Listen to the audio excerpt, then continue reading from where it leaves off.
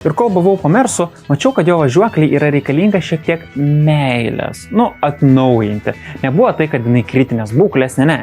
Bet jinai buvo tokia, pasidėvėjus, galim taip sakyti.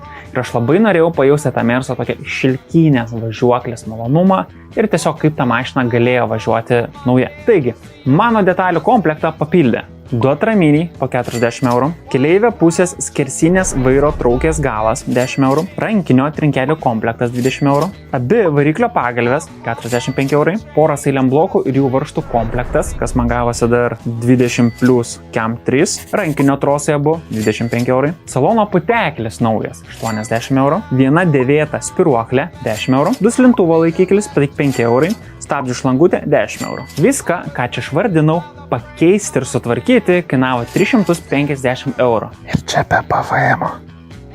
Aš be triūsų.